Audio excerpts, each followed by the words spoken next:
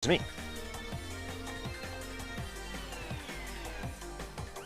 Hey guys, this is GamerCow. Welcome to another Touhou Lost Branch of Legend playthrough. It has been quite a long time, because honestly there hasn't really been much new with this game for several months, and the reason for that is they've been very hard at work making Koishi happen, and it has finally happened.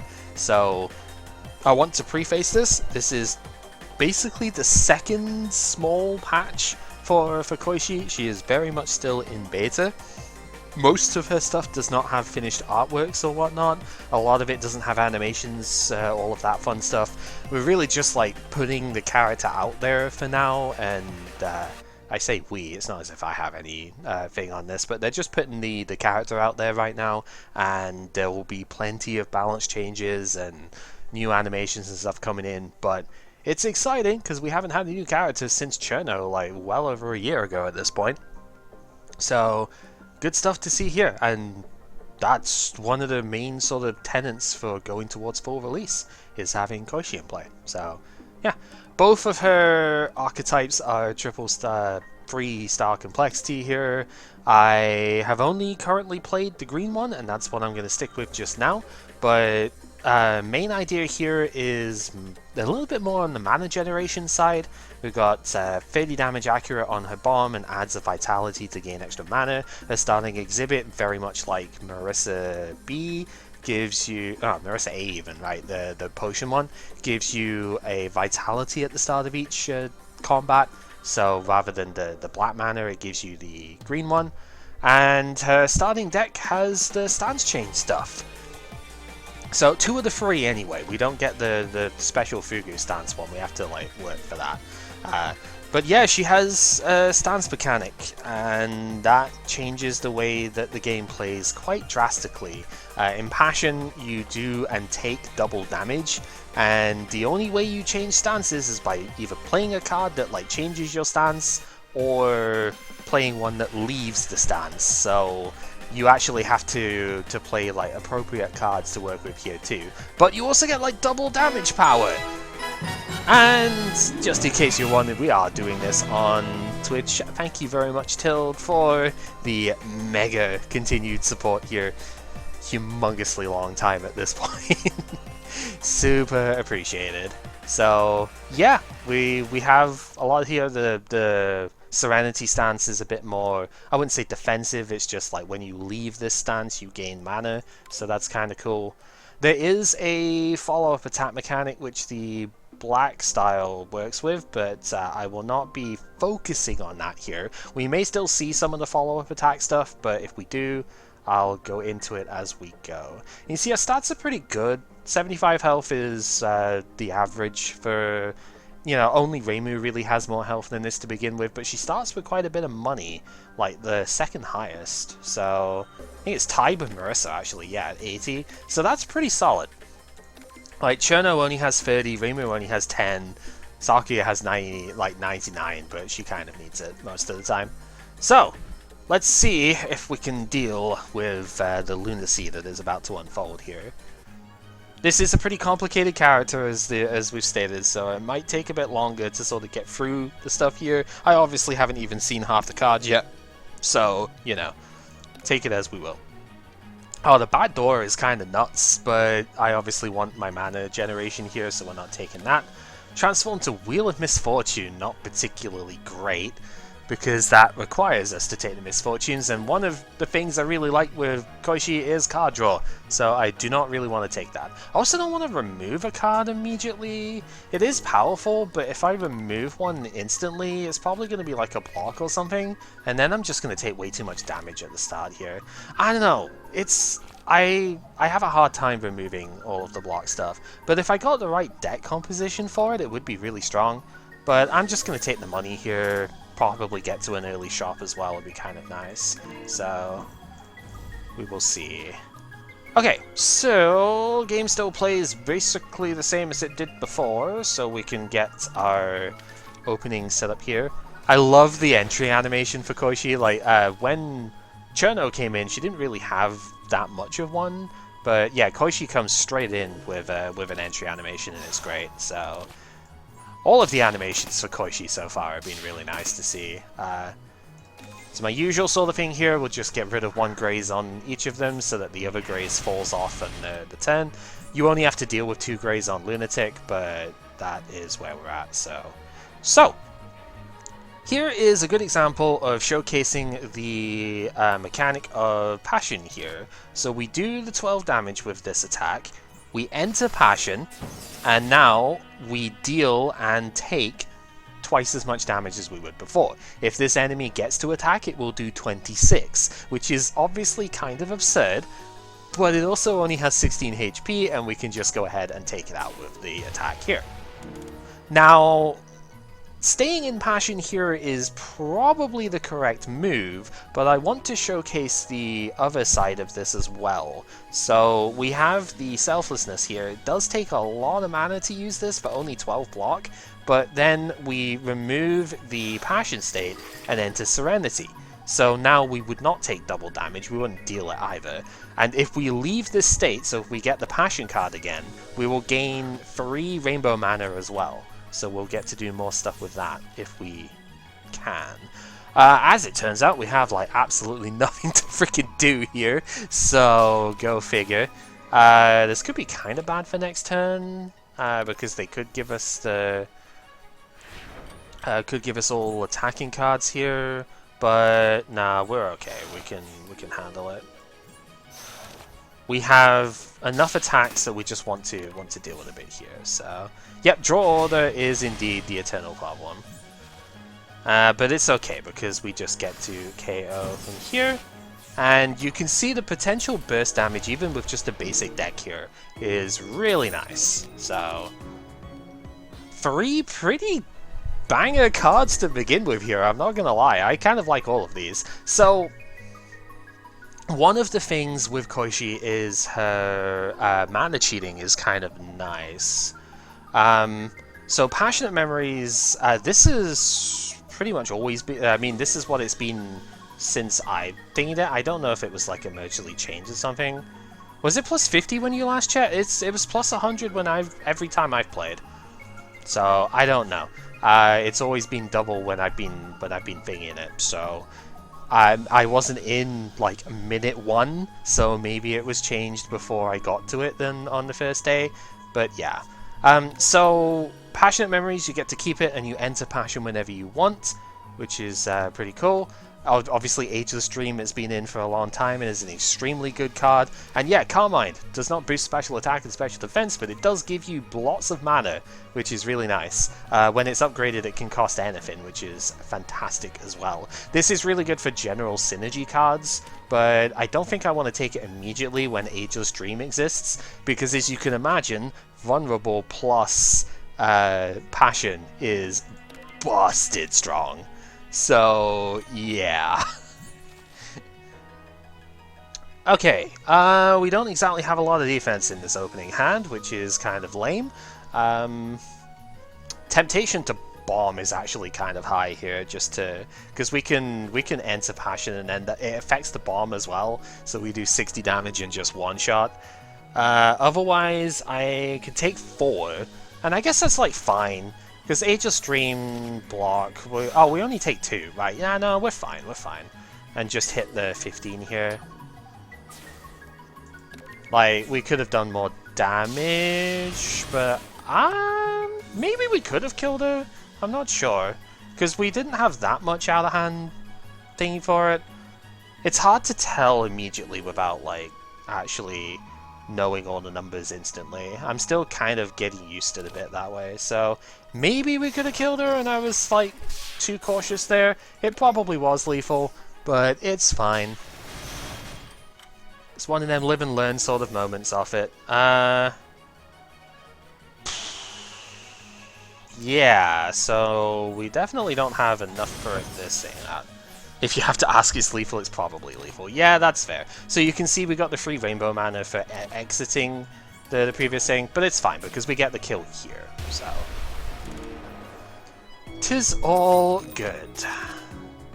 Okay, these are all doing follow-up attack stuff, which is not the specialty of this version of Koishi.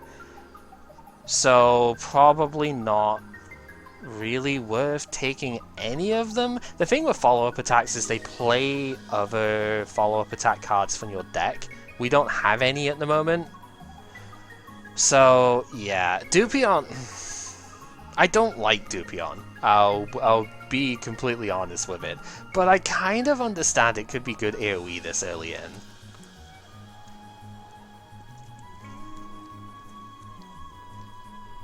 So it might be worth taking just because of that, but like, I'll try it, but I'm not a mega fan of it, I'll be clear. Alright, what do we get? Oh, this I am a huge fan of, though. I will definitely be taking this, especially pre-upgraded. We will... Honestly, it does like 7, right? Oh, it does 9. Yeah, we'll happily switch it for this then. So Transference Blade is effectively Navigation Star, but for mental state changes.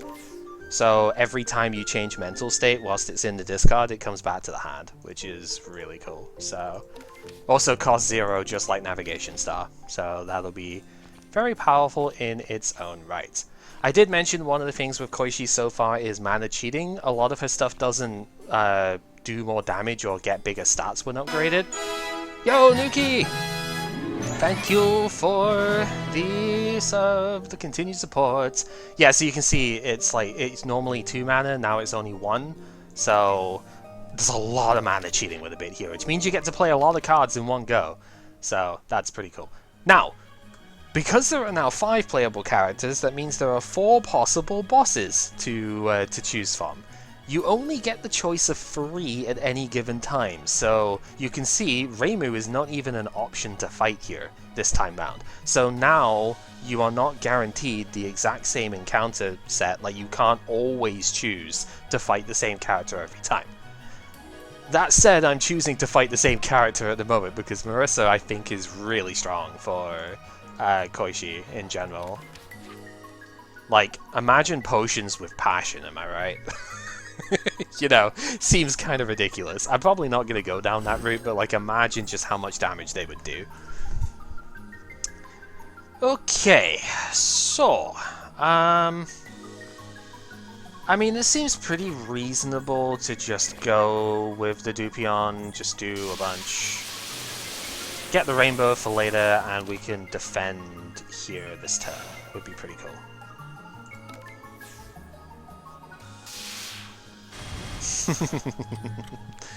Alright, so then from here, this is a pretty good show of why Transference Blade is really good. So let's do... I think I do need the rainbow for what I want to do this turn. Let's go here to apply the weakness. Transference Blade to do 14. Passion to knock this guy out, or Romantic Rose even. Takes this guy out. Transference Blade now comes back into hand, and we can do, with double damage, we can swing for 18. We could have then done Selflessness, gone to Serenity, Transference Blade comes back to hand, we get another 9 damage out as well. I really love this card so far. Another 3 bangers for it here. I don't think I want a second Ageless Stream just now. Carmine, obviously, we've seen is pretty good. Curiosity is a really nice one. This upgrades to cost a hybrid 1 of these 2, and it's just a draw free. It does exit the mental state, so it's a little bit weird if you've got the Eureka stuff going on, but it's a 1 mana draw free exit mental state when upgraded, which is very powerful in its own right. So I've been really enjoying it in the couple of runs I've had.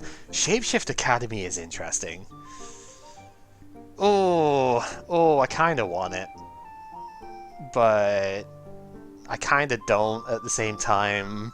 I'm gonna leave it, but I could absolutely see Shapeshift being really strong here. It's just not necessarily like a right now sort of card. What do we got going this way? So I'm thinking of potentially just like leaving the shop until next time because we go down this one. I think that seems okay. Let's just get this upgraded here. I think next one I want to upgrade if I can is Dupion, but it depends what else we get in the meantime. Okay, I don't have DNA Splicer for this, which is annoying, but we can still do a pretty heavy chunk of damage here. Okay, this should still be fine. So what we want to do is this. Use the rose to get to Passion. I think we can one-shot with this. We hit for 60, 30 normally, doubled with Passion. And now she doesn't have any greys, so we just do 36 and shoot to kill. And if I didn't already have the achievement for killing her before she moved, this is where I would get it. Okay, camera's pretty interesting. 2 lock-on at the start of the fights is kind of nice. Oh, I like this one too. There's a couple of good ones here actually. Shade is not actually that bad. It is, yeah, the shadows are kind of annoying, especially on this version of Koishi, because we don't have as much black mana. But, like, 20 block for 1 mana is still disgusting, right? So, there is that. For the Koishi cards themselves, both of these are intriguing options. So, the tarot card, she has a few different tarot cards. I've seen like 3 of them so far. These are scries that don't actually draw cards afterwards, which is a little bit awkward, but this gives you the ability to like not end the turn on Passion, but gain it for the start of your next turn, which is kind of nice. And depending on what else you're playing, you may actually just be able to draw the card with other stuff anyway. We do have quite a bit of card draw in the Koishi stuff I've seen so far. Ancestral Memories is a really intriguing thing because Dream is very strange. You mill the top X cards, in this case 5 cards. Mill the top 5 cards of your deck, and then when the deck gets shuffled, you get to choose one of the cards that was milled to add to the hand as an additional card. So, it's a really strange mechanic. I don't exactly know how best to, like, evaluate it yet, but this just being a decent AoE in its own right, and it costs 2 when you upgrade it, has been pretty respectable. I do like both of these, but I think I want to take the AoE at the moment, because we still have the opportunity of fighting the 3 fairies here as well as the Kadama Swarm. Sucks to get rid of Luna Fan, but you know we still gotta do the main sort of bit here, so we will do so. Yeah, let's go shop.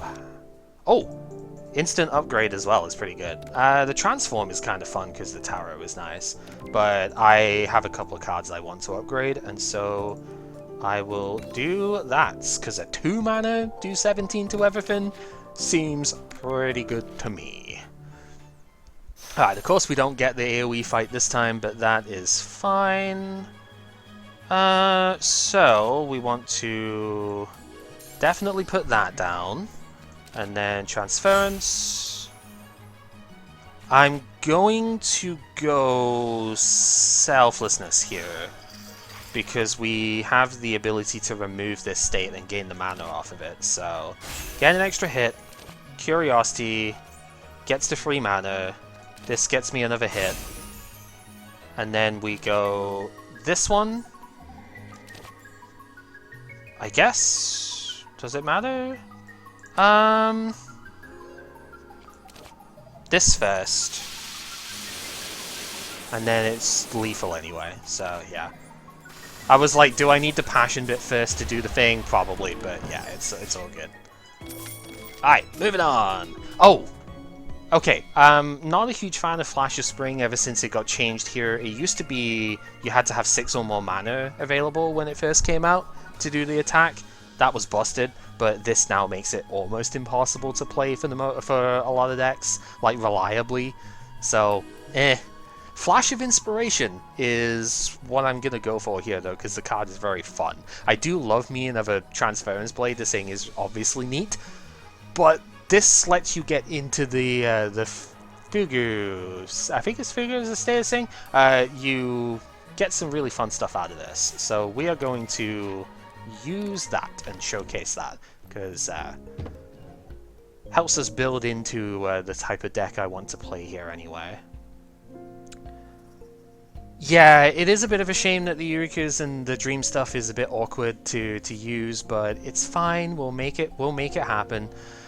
So, a couple of interesting ones with it here. Dance of the Heart is one of the follow-up cards, so like this gets put at the bottom of your deck. Not all of them do, but this particular one does. And if you have a card that triggers a follow-up attack, like that, the laser thing that was in one of the previous rewards, it will use this without having to pay the mana for it. So you get to just do an extra attack. I think the targets are chosen randomly if it's not like a an attack that then hits. I don't know the full thing with it right now. I'm pretty sure if it's like a defense card that gives a follow-up, it might be random. But if you've attacked an enemy, like one enemy specifically, then I'm pretty sure it goes after that one from what I've seen. There are a couple of these that do AoE damage as well, though, for follow-up attacks. Instinctive Action is kind of neat. Gains a Graze, and this is one that triggers the follow-up thing. Mana cheats to be a hybrid one, so that's pretty cool.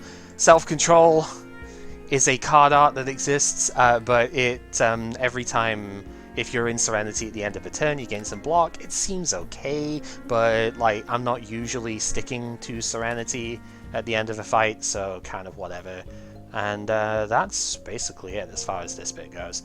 Pom Pom is interesting. Could just take that. If you graze, gain a thing, it's like, okay, I do want to upgrade Flash to do the thing. Hybrid mana, yes, hybrid mana means you can play either one. So with the hybrid cost here, either mana color can be used to pay this hybrid cost. So you can either use a green or a black to pay it. So it used to be that you needed like 2 mana for most of these cards, and it's always been a bit awkward, but a lot of cards got changed down to be like hybrid costs at this point, so that they're a lot more playable, and it makes things a lot more fun, to be honest. I'm going to take the Pom Pom, because just having more block potential is pretty good. This is also a somewhat new card compared to the times I've like played this on videos recently. It's not brand new, but it certainly is an intriguing one. It's the scalable block, more or less, which is fine. If you've got a lot to pay, then you can gain a lot of block off of this. Not normally my kind of card, but it does come up, so it's worth considering. We also have some new artworks and whatnot going on here as well. Autumnal Harvest is a brand new one. There's a lot that has been worked on behind the scenes compared to the last time this game got an update. I think I kind of want to just leave it at this at the moment. I also sort of want that, I sort of want this one, but I don't think it really works too well with the Dream stuff, so I'm gonna leave it for now. I don't think I really need that card. Ah, see, this was what I was thinking was going to happen. But this is okay, because we have a lot of damage output to begin with here. So this will do 36 when I get to Passion. I may have to bomb, but I can definitely take out... one of them, at the very least, without bombing.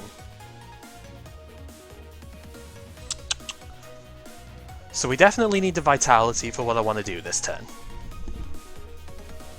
If I'm going to use Romantic Rose, then I absolutely have to take out Sunny because she's going to do way too much damage to me here. The lock-on is also worth noting because that's an extra couple of damage points here. So we do 14 and then 38? 14 and 38 is enough to kill Star. Which I guess is pretty good. So we'll do that. Then unfortunately it is not quite enough to shoot down either of them, to be fair. So I think I do still have to bomb here. Which is annoying because I would love to have one for Marissa. But realistically I cannot let Sunny get an attack off here. It is too much damage output. Honestly, I probably should have killed Luna instead because of the whole Graze thing here, but it's fine because Transference Blade can come to the rescue. So do that. Do that one to go there. Then Rainbow, so we can Ageless and knock out with that. We'll use the Flash in future stuff, don't worry. The Mighty Shaku. Unconscious Action is interesting. This lets you use the top card of your deck, right, as a thing. So it gives you the ability to just like play things cheaply, potentially, without really worrying about it. Sometimes you can get some really massive stuff off of this, which would be pretty good. DNA's Flaw is an intriguing card. It's pretty good if you have the masks for however many... when you play more attacks, you do more stuff with it. Yeah, it is great, and then you enter Passion by accident. Indeed, the Unconscious Action does have some downsides for sure. It's probably better in a follow-up attack sort of deck, to be honest. So this one gives you the Transcript, which is actually a card you can pull as well. This is a playable normal card. It's not just a token. Upgrade reduces the cost and also triggers this to begin with. So the Transcript is just deal 4 damage, but it has... I'm not entirely sure what the permanent is supposed to be here, but I'm guessing... I mean, this is the thing of I don't know Echo mechanics very well, but I think a regular Echo will dissipate off of the card that had Echo on it, like, after it's played. So, like, if you played... Yeah, if you play a card with Echo, then when it goes back into the deck, it no longer has Echo. I think, yeah, it usually removes itself, as I'm seeing from the chat now. So permanent Echo instead means that it will always have it, even if you play the card. That only matters if you actually, you know, put this card into your deck normally. I don't believe it matters for the DNA Flaw because it has Ethereal, and therefore will disappear anyway if you don't play it. It is a very intriguing card because of course it means you can do more damage for and like play fewer cards, and I will take it because it works pretty well with the Eureka stuff. So it is worth playing, but it is a very intriguing card to see here. Alright, Marissa, I do not have a bomb for this. I have a nice amount of mana, but I do not have a bomb, so please be gentle, question mark. We will see. Let's card draw first, see what we can get. Well, we do get the Transcript immediately. If I'm willing to just eat 28 damage here, then I could do some pretty big numbers off of this turn. I think that might be okay. And to be fair, like, Ageless Dream can reduce the damage a little bit.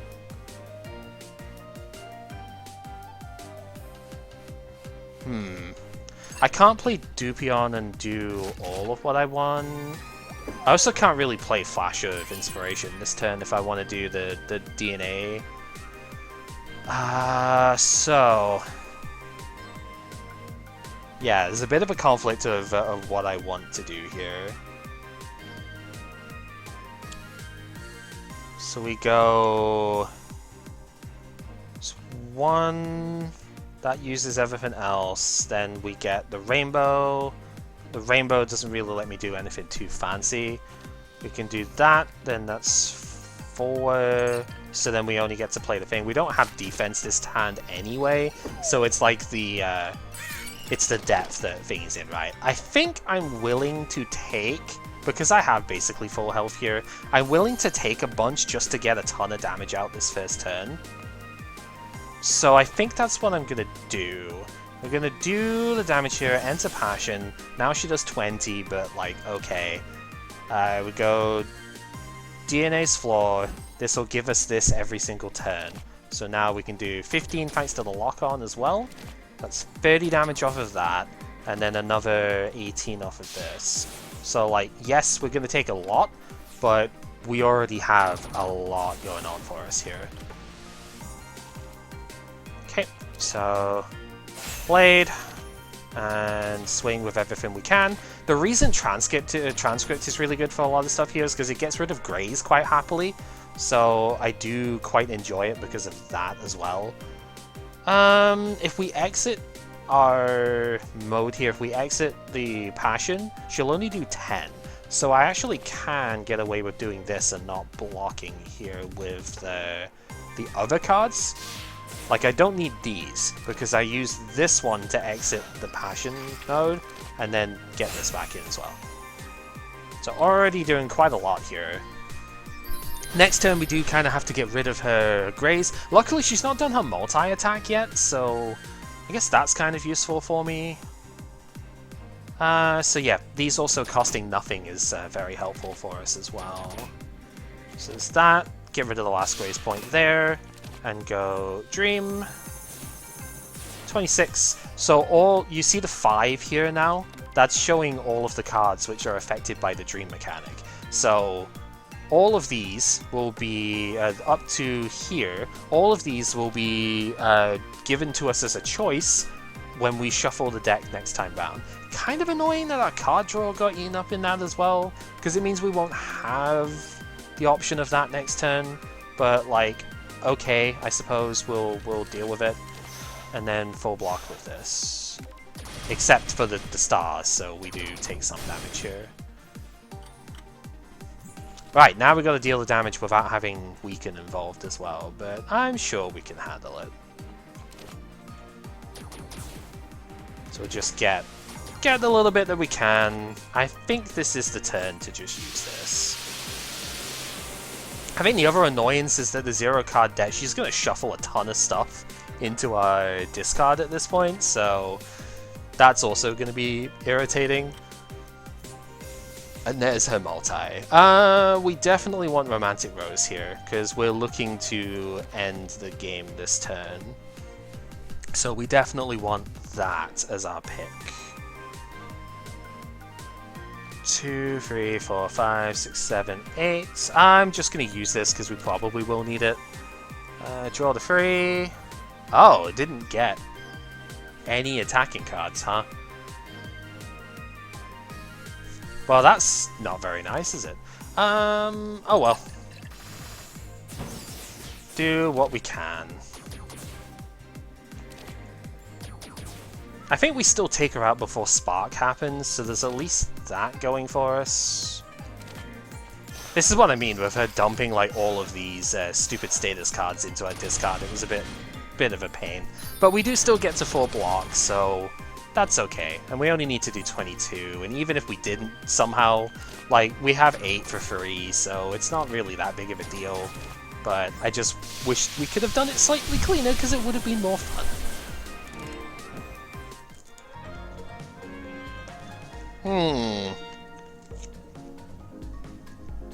So this is the bit that usually happens for me at the moment, whenever I fight Marissa. By the way, we have some new artwork for the Shining exhibits as well. It's going to take me a little bit to get used to them, to be honest. I like the simplicity of the older book, but whatever. This is tough, because I like the Grimoire, obviously. We get extra mana at the start of the game, as start of each fight as well, which is really, really good. We do get extra mana with this as well, though. And this means I don't have Marissa cards that could potentially mess me up a bit in the pool as well. It's a shame, because I really like the Grimoire, but looking at the stuff we have at the moment, I don't think I really need this one that badly. And I mean, Medicines is disgusting, right? It's so powerful. Very hard to not want it. And we already get my favorite card from what I've seen so far. Rose Hell is disgustingly powerful. This card is like so strong for me, it is unbelievable. So it's a synergy card. You do have to play at least 2 mana, but for every 2 that you spend on this of any color, you deal at baseline 9. When upgraded, you do 12. Damage to each enemy, and then you gain mana back as well. So you gain half the mana that you spent on this card, and the amount of damage this does with Passion is unbelievably high. So this is definitely like the current win con for me. Grimoire Study is obviously very powerful as well. Like, you do have to pay a decent bit, and 2 black is a bit expensive for us here, but like gaining random cards is strong because they don't cost anything, so you get to play like a ton of stuff with that, which is good. And we did just get the medicine, so we don't necessarily worry as much about the life loss part. And the tarot card here is also really good. Mostly because it upgrades to cost like 1 of anything instead, so it's... oh no, actually it's not true. It upgrades to scry 7, which is just crazy. But instead of drawing a card, this just like plays the card instead, so you're spending 2, filtering out a bunch of stuff from your deck, and then playing whatever's on the top. It's like a stronger version of the unconscious action card. But that makes sense because it's a rare. Taking Rose Hell because the card is too good not to. Especially with you. One of Koishi's obvious issues, because her damage is so high under Passion, is that her like base numbers are not particularly good, because they don't tend to get upgraded when you upgrade the cost of your, or like your extra cards and stuff as well. So it's a little bit like lacking in as far as like her default output goes. Which makes it rather hard sometimes to get everything you want out of it. I'm gonna get this so I can get the mental state going. I think that's fine. Pay back the mana later on. New animations here as well for what it's worth, which is pretty good. So go Blade, Rainbow. We have 8, so we go... I don't really want to use all of them is the thing, but like, is it lethal if I do... This does 9 per... Which means like 14 times 4, it's not even that close, right? We get extra mana back for this, so I think it's fine to just like play all the stuff out here. So then we go there. Like I said, no animation for it just yet. It's not actually that far away. We can use this to exit the mental state, gain extra mana back, use the blade, and then we will use Flash of Inspiration at some point, don't worry, it's just, it's coming. Eventually. Eurekas are very cool, it's just, we've just gotta actually find a spot where they're playable. Lonely Heart is another follow-up card. Does damage, gains mana. This one does not go to the bottom of your deck guaranteed, which is a bit awkward for it, but it does give you another copy of it. Gains mana. When you upgrade it, it gains rainbow mana, so this is really strong for follow-up synergy, since it lets you gain mana for playing a card that you didn't pay for. That's kind of cool. I'm gonna take another Ageless Stream. The fact that they exile themselves does mean it's kind of useful. I was hoping not to see you, but it's fine. I guess we'll just take the upgrade here, because at least if we upgrade these, then we can get a bit more out of them. Doesn't mean I'm happy about keeping them, but it does mean we get to remove the black mana cost at the very least, so I'm willing to accept it. Okay, I think it was last patch, instead of having an amulet, the drones are now just immune to weakness and vulnerable, which honestly makes them way stronger than they used to be. And I kind of don't like that, but you know, it is what was decided, so we'll do the same thing as before. We will fire Rose Hell for all of this. It's pretty good. And then just take him out with this. Hey, Ray. You can immediately see, even pre-upgrade, you can immediately see why Rose Hell is like my favorite card from it just now. Serene Memories is an interesting one. This lets you enter Serenity whenever you want. You do. It is a bit expensive to begin with, but like upgraded, it doesn't cost anything. Can be pretty useful. Very good with Transference Blade, obviously. Sleepless Night is a pretty strong card as well. It does let you just enter Passion whenever you draw it, right? This one does not retain because it has a second effect. If you are already in Passion, you apply Vulnerable to each enemy. This upgrades to apply 4 Vulnerable to each enemy, which is just ungodly powerful. I like this card quite a bit. I don't need a third Ageless Dream, I already have 2. Entering Serenity is kind of nice, but I do want another Passion trigger. This might not be the best one that I could get, but I think it's worth it. So, do I have an exhibit I would get rid of? No, not really. Let's go see what the shop has then. Oh, that's intriguing. That's very intriguing. Okay, bunch of new cards to speak on here as well. Clean Energy is not new, but it is one I might well pick up, because this is just a cantrip that's a block. Turns out that's really strong. I might pick up the Ballistic Shield if I can afford it too. That'd be pretty good. Crazed Fawn is not a card I am particularly thrilled with at the moment. It's a very expensive attack that doesn't do a lot, but if it's the main attack that you have, I could see this being decent because it does get stronger every time you play it. But you need to be in Serenity for it to cost a reasonable amount of mana, and Serenity is not Passion, so you don't get the extra damage output from it, which is just annoying, right? Like, it's fine, but I don't see how looping it, I wouldn't loop it enough because I don't play that sort of deck, but still. Spiraling Consciousness is pretty good. This, especially when upgraded to only cost 1, is quite strong, because dealing a decent amount of damage, and if you're in Passion, then it's 28, right? And you exit the state, which means that you do not take double damage for it as well, which is really strong. So I do think this card is pretty good. I may well pick that up.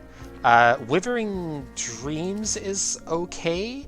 Like, it's the standard block to mana ratio, 18 on regular. This is one that actually does upgrade its numbers. So 24 block for 3 mana upgraded. If you're in Serenity, you gain Barrier instead, and Barrier is very powerful, but you don't have to be in Serenity for this card to be good. So, like, that's fine. Then we've got Presence Concealment is a Graze and Exit Mental State card. It's not terrible. Again, lots of synergy with stuff like Transference Blade, right, is the main thing here. Being able to go in and out of states as you need to. It's a good dancing card for that. And Graze is good when you're getting other stuff with it, which is pretty good.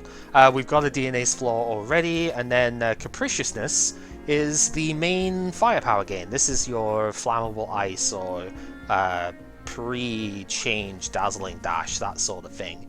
You gain firepower, but if you're in Passion or Serenity, the effect changes. So in Passion you gain extra firepower, so it'll be 3 or 4 when upgraded, and in Serenity it's Spirit instead, so you gain more block. This card is decent. It can be sometimes a little bit difficult to weave into turns, but it is pretty good. So I would like to pick it up. I'm not sure if this is the right time, but I would like to. First off though, I do want to upgrade Rosehell. This card is far too powerful not to upgrade. So like, no matter what happens, I'm doing that. I kind of want the robot, because firepower for boss fights is one of the potential issues here. Yeah, so like that is fine. And then it's between, because we don't quite have enough for both, it's between the Ballistic Shield and just getting Clean Energy. Clean Energy is the more tempting one because it works better long term, and I think that's what we should probably play for here. So then we have not a lot of blocking still. We've got the default blocks, obviously. So it is tempting just because it's big number block to have Withering Dreams, because it's a good card to just like have around, right? 18 block for the free is respectable. But because we didn't get like Junko or anyone here, I'm a little bit less inclined to take it. I think I will leave it here, but I feel like it could have been a good pick as well. So yeah, left fan is definitely not the option there. For sure. Alright, fight time!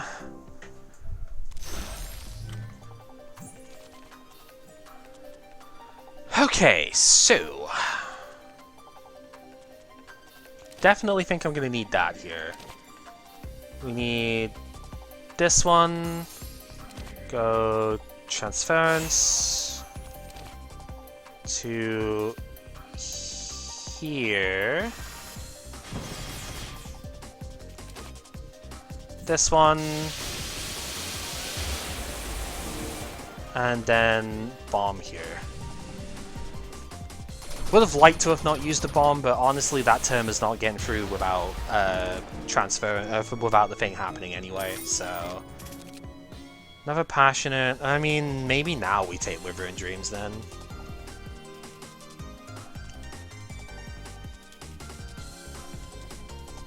See, it's interesting that the Enter Passion Retainer is only 1 mana by default, whereas the Enter Serenity one is 2 mana. Because I guess exiting Serenity does give you more mana, so it's like, you've got to pay more before you upgrade it. I am going to take this because I feel like I don't have enough block right now. Ooh, especially for a fight like this, could be awkward. Okay, so, let's take this opportunity to try and show off the Flash of Inspiration.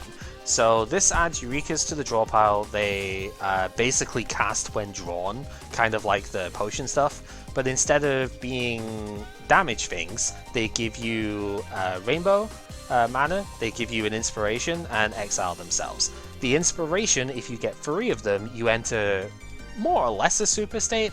It doesn't give you any damage up, but it gives you a lot of extra perks for playing cards. So that is the goal. We'll see if it actually gets to play out. Okay, 19. We take like 3 here. But I think that's okay because I really want to get rid of this guy's Greys. So we can just dunk on him next turn.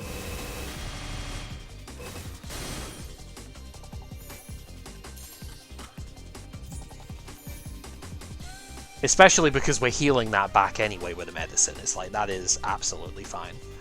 Right. Transference Blade to get rid of Greys here seems kind of good. Because if we get rid of this guy's Greys, we could take him out with Ancestral Dream as well. So let's do that. So there, Rose. Go here. Dreams. Oh yeah, this is accurate. I completely forgot about that. Right, whoops. I just completely forgot that was an accurate attack. So there's 1 inspiration. Not gonna see the rest of it here, but we did get an extra mana off of it, so... Yeah, for some reason I just completely ignored the fact that that was accurate. It's all good. Talk through the hat. This is how you would set up the follow-up attack stuff, I guess, or the unconscious mind type one. Draw 2, place 1 on top of the draw pile. It does exile itself after use, but you get to upgrade a card if you thingy it here as well. It's kind of neat. I haven't actually got this one yet, so I'm considering it. Grudge Returning is just a pretty decent attack that we've never really had good access to. This was one that did used to cost black-green, but now it's a hybrid as part of its cost. Like, it's annoying to add Misfortunes to the discard, but that's a decent amount of damage for a low cost, as well as doing Weak and Vulnerable, which is fun. I'm gonna try Talk, though, because I think that could be a fun one to experiment with here. And then we're going to upgrade Big Block. Hi, Nitare!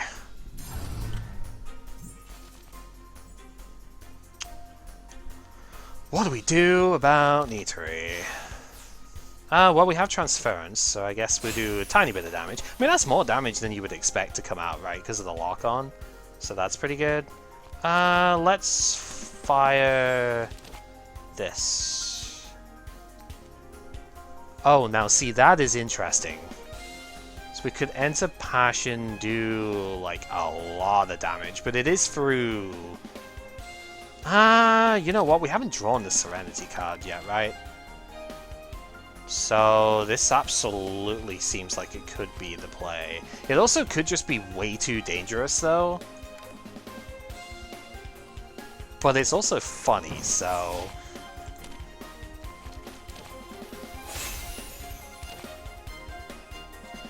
So I think I'm gonna try it anyway.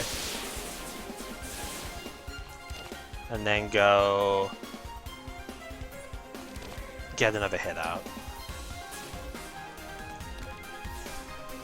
Okay, let's see how this works out. Oh, the Terminator one though? Ooh. Well... I mean...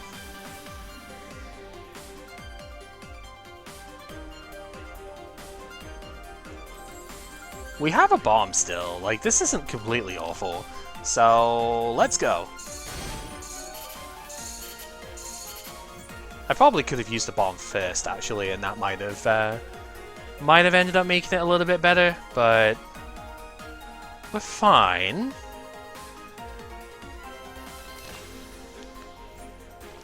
Oh, because we got Ancestral Dreams anyway, so yeah, I think we're good here.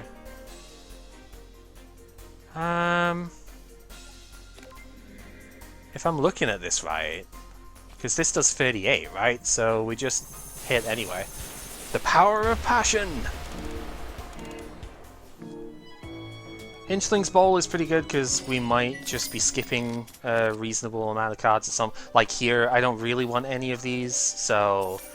Dubious Tea Party is like okay, but I really don't like the poison part. There is definitely a world where Koishi does poison stuff because she's in Dark Dance's thing. Oh, thank you! I know Sunflower Manor is really good, but this is exactly what I was talking about with DNA, the DNA like mistake one before. The fact of the DNA card generates 2 attacks at the start of every turn means you only have to play 1 attack that you draw in order to gain firepower every turn. And firepower plus passion is obviously incredibly good, right? So... I realize that I'm giving up Sunflower to do that, but I just think that like a situational sometimes gain mana like thing is not going to be as good as gain firepower basically every turn in fights, you know. So, oh, get ready to click the restart button. Ah, dang it! I don't need that one. Yep. I'm sorry, I just don't really care for this one that much. Usually I would just refuse this, but when it's not really a problem to hit the restart, it's like, oh no, I have a restart up here now, who really cares? What are we playing this for? Prestige? No. We play this to show things off. Okay, this is an interesting turn for just going into Passion here. Because we have the ability to do like 34 with this.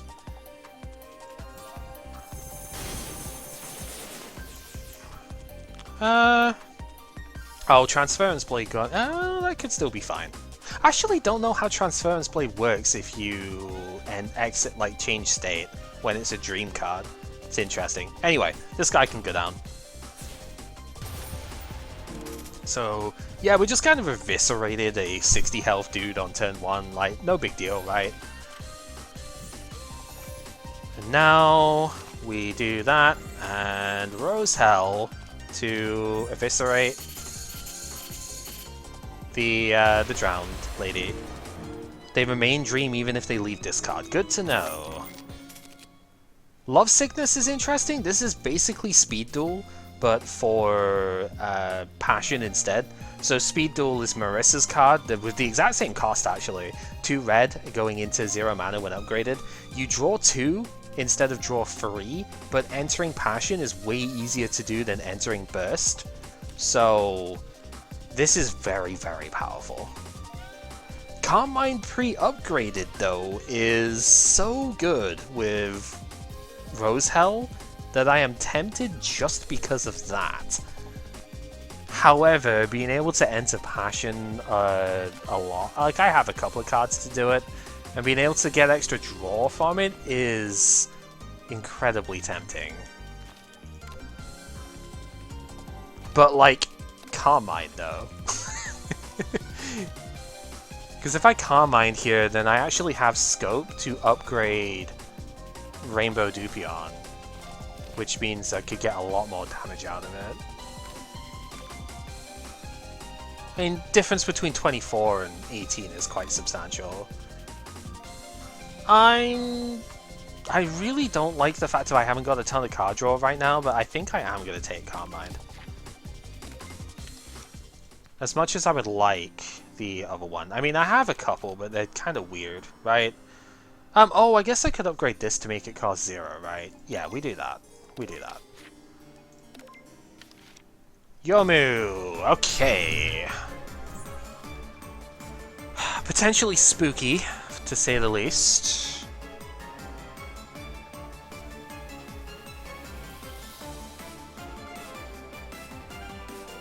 I don't think we can do 220 with this hand, right?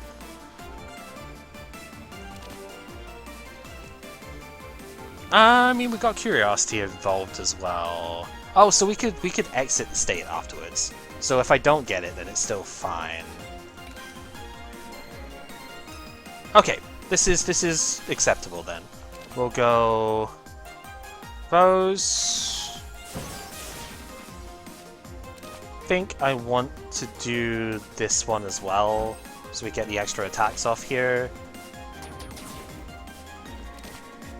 So that gives us more firepower because of that. I am going to dream away the clean end. I probably should have put this one as the thing, but that's okay. And then I'm just thinking, do I want to save the bomb? And I think the answer is yes, because I really don't like the... it's a shame because of this, but I don't like the idea of only having one for... I mean, I'm taking a lot here is the thing, right? But... yeah, we'll leave it. I probably could have, like, gone for a more lethal play there. But it's fine. So we want to do that for sure. We need that. Oh, I think the blade did more damage, right? So yeah, I should have done it the other way, but that's okay. We're learning. We're learning. Yeah, this seems like it's more... well... it's more of a defensive turn.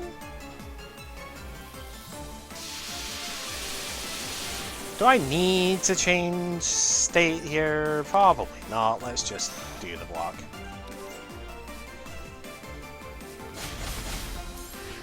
So now we'll get to see the dream mechanic part of it here, where we get one of these back, which seems like it should just be that here.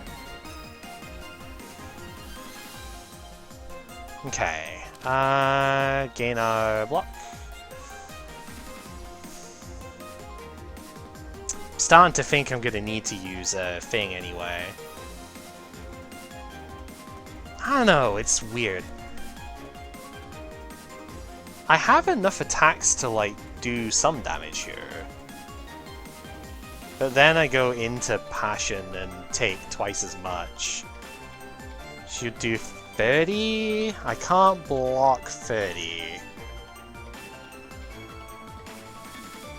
So again, I think I take it just a little bit slower here. Because I don't have enough to... do I? Because we take out a Graze with this. We can enter Passion with this one so that this ends up doing more. I think I might actually, you know?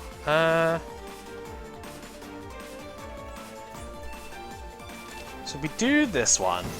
Oh, but now I can't use the... yeah, okay, I forgot. I can't use this now because I did the other thing. Whoops.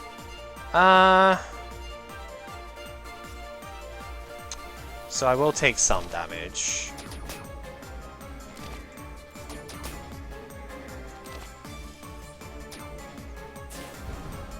63. Really close. Yeah, if I could have used this as well. So I didn't need to use Ageless Dream was the thing. If I did it the other way around, it would have been fine. That's alright. We'll take 6. Go into Tenchi with 53. That's passable. We'll be fine.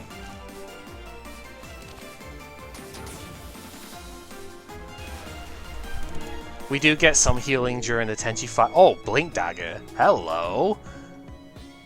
That's a card that exists. Not a card, but still. Okay, a couple of new ones here. Oh, this is also sort of interesting. A couple of new ones here. Mischievous Rose is a Midsummer Flower synergy card. Out of nowhere, which is really weird. You gain block and do some damage and add a flower to the hand. If you're in the super state, you add 2 flowers instead.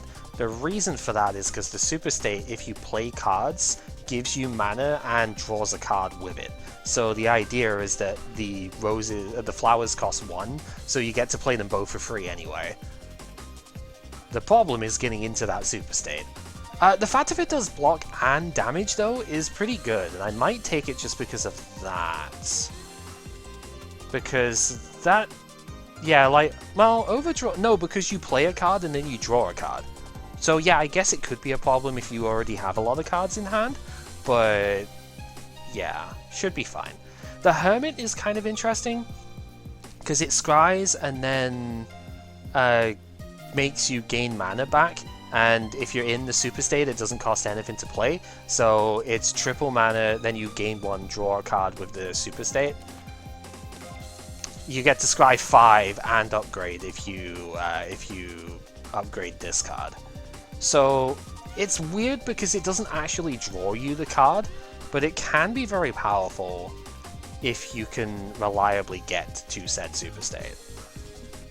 Also, upgrading the Eurekas gives them an extra mana for you as well. So even that's not bad. You can do some like infinite draw type stuff with the super state in this. It's pretty fun, but it's not the type of deck we're quite at the moment. I'm tempted by this because it gives block as well, but I think I might actually just go for this here. It should be good. And we'll get that upgraded so that we can scry more, because scry 5 is definitely more powerful for us here. Right. Blink Dagger, we don't need 2 of these.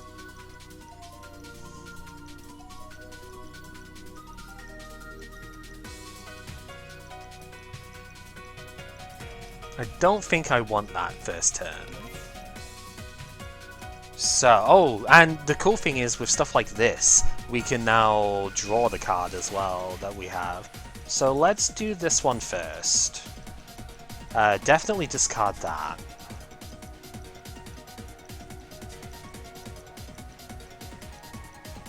Could just enter Passion turn 1.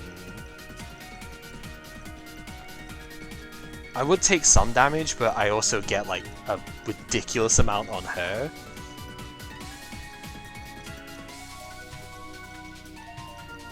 Seems like it'd be pretty good.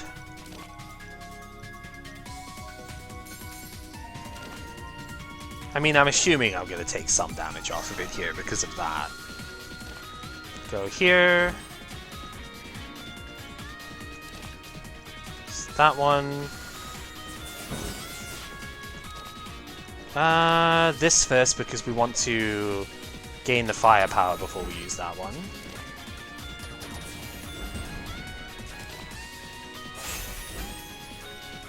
Use our bomb.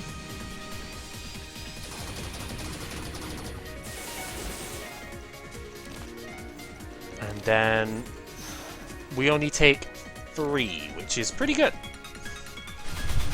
And we still have our double damage for this turn. So yeah, she has a lot of output looking there.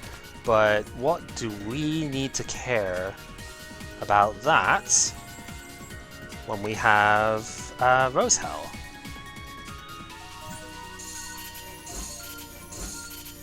And this is why Rose Hell is so incredibly powerful right now. Like, what do I care about taking some damage turn 1? Okay, as much as I love that though, I do not know if Levitin is the way to play.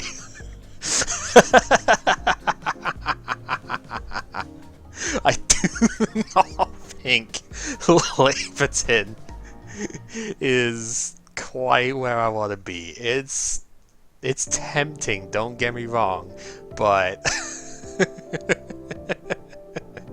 it does sound really cool. I am just not resistant to vulnerable, and if we get Teapot on Exhibit 1, I am destroyed, right? We do, that's the thing. We have a lot of stuff that triggers vulnerable, so like we could just kill super quickly with this. The rice is also like kind of decent.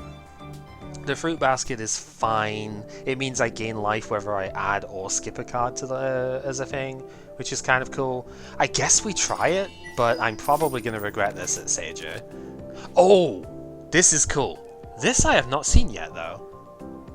I guess this is basically her equivalent of Master Spark. Okay, so Unleash Potential is really fun. It doesn't do a lot of damage for the cost, but it gives you like all the different colors of mana back. If you upgrade it, it gives you the other 2 as well. So like you do a little bit of damage for 3 mana, but you gain 5 mana and gain 7 when you use it as a thing here. Oh, right, is this gets to a follow-up thing? Yeah, so on the surface this is basically Master Spark, but then you upgrade and it's a follow-up card, which is, so it is basically Master Spark that you cast from the deck instead. Which is very funny. And then there's this, which works incredibly well with Rosehell. Moonlit Rosehell, let's go. I mean, this also works pretty well with it, to be fair. All of these are pretty good for different reasons. Like, Enter Passion and then Smack for 64 is kind of busted, right? Vulnerable and hit for, like, still 64 is also pretty good. Like, this seems like it could be okay, but, I mean, it's more of a follow-up synergy card, obviously, but it seems like it could still be good even here. I'm tempted to take the Lotus, so that we would have the opportunity to play it alongside Rosehell on the turn. If we draw this first, we could save it. And I mean, it doesn't cost anything, it gives you 4 mana. That's obviously incredibly strong, right? We do have AoE in the form of Dupion and Dreams. This works really well with Dupion, though. But you don't get to keep it for the turn that you want it for. If we had more ways of like drawing into it and stuff, I would consider it a lot more. It's still good though, that's the thing, it is still strong. I'm gonna take the Lotus, but I think you could make an argument for basically all of them. And then there's you, who typically has hard countered what I've been trying to do so far. But I guess we will see what we're capable of for this one. So there's been a little bit of a change in some of the encounters. There are some RNG elements onto them as to what enemies can spawn from them. This used to only be Sawako, I think, that could spawn here, but now Sawako or Kaneko can show up as the opener. So I guess that's kind of cool. You know, I kind of like all of these. Yeah, I think this might be one of the few times I really don't actually want to keep any of them. Like, not keep them. I don't want to get rid of any of them. Maybe I could get rid of the shoot, I guess, but like even that's extra damage that I could use here. I kind of like this hand. I think we just keep it. Alright, let's see what we're dealing with here. Yeah, so it's all damage is the only potential worry.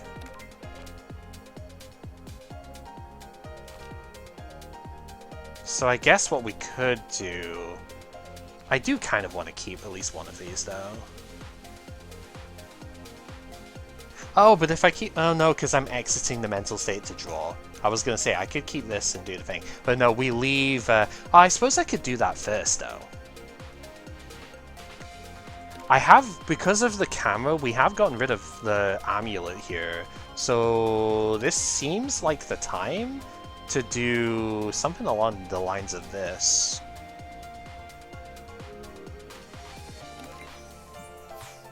Yeah, the Tarot card also upgrades the Moonlit, which is pretty good here too. I don't think I need to use that here, actually. So we'll draw 3, and then we go... we don't have the AoE, though, is the problem with this plan, right? So I don't have the ability to hit, like, everything. So maybe I'd hold off a little bit here.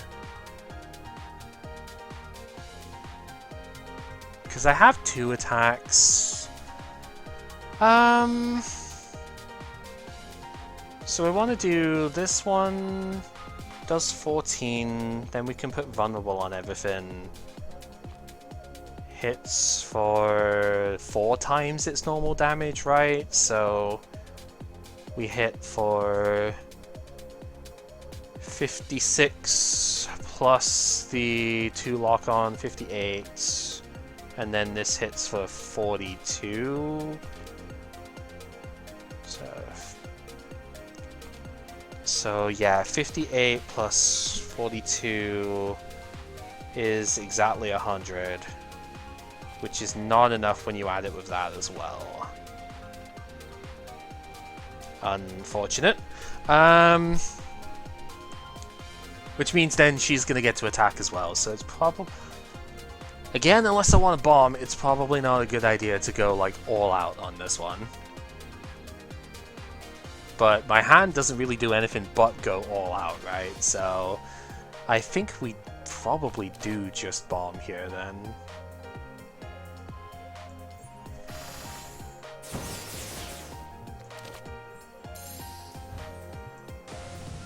Might seem like a bit of a waste, but it's a FTK, I guess. It can't really be like too... Okay, it's not quite an FTK because we're not killing both of these, but like it's just about.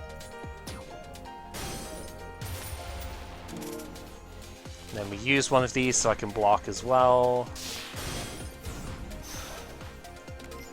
Yeah. I was mostly just trying to see... Yeah, this was the card I was missing. It's all Rose Hell. It's like, could I was trying to work out, could I have done that without using the bomb? And the answer is no, sadly. We would have taken a lot. Emotional Surge is another follow-up card here. Does a bunch of damage to each enemy, which is kind of fun. You do get a bonus attack in the Super State. Dance to the Heart is probably fine to take. We have a lot of attacks already, don't we? Oh, well, not really, but like... See, the cool thing about Dance to the Heart is that it doesn't get in the way at the start of the the fights, because it goes to the bottom of the deck, and if we do get any follow-up attacks or defense cards, yeah, I think I will take it. It might not be the best sort of one here, but at least you know that at the end of your deck, you know there's a good attack there. So I think it's still like fine. We don't really need this stuff. Birds!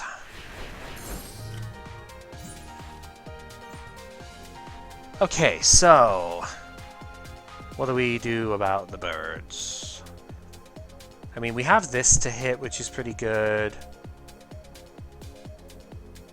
I don't think I'm getting to use Carmine this turn. Although I could use it to trigger this, to use with this. But it isn't actually doing any damage, the Dupion.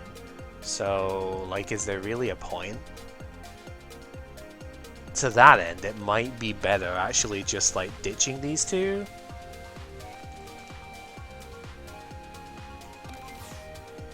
Okay. So, with that done...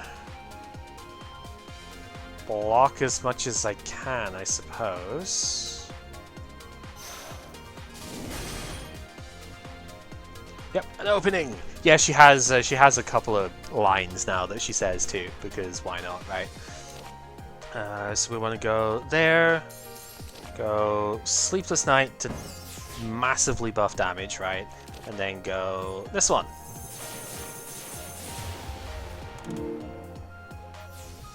Get some dream stuff going. I guess I could have used a Transference Blade first. Yeah, because I could have gotten more damage off here. That's fine, we're learning. I guess the only concern at this point is, like, are we just going to die to her hit here? The answer is no, because we can do this. Too slow. You're too slow. I mean, what? So, what else can we do? We could do this one. Gets the stuff back. There's Rose Hell. Would have been nice this turn, but whatever. Don't need those. She's not doing enough damage for me to be, like, super worried about it here. Get this one. These do less damage than the shoot, so we'll do these first. That is still a basic shoot for 20 because of Leviathan and vulnerable stuff. That's really fun. Really, really fun. And now, yeah, Dance of the Heart. Does actually have the animation and stuff for it at the moment as well. It's very good. Like I say, when we get to the end of the deck with it, it's pretty good. What I really want is card draw, and we just haven't been seeing it. Embryo's Dream is another interesting card, gaining a pretty good amount of block, to be fair. And I think it's 20 on default? Yeah, so you gain an above average amount of block, and the Dream 5 can be good or bad. It depends on what you're looking for. It's kind of good. But I don't, well, so the only reason I'd want it is because, again, I'm a little bit light on blocking, and it is a very powerful block for, you know, like, single card stuff. I think I will take it. Like, the problem is this is kind of going away from the Eureka stuff, but at the same time, I also sort of want to be able to, like, survive Remelia, and that's where it kind of conflicts a little bit.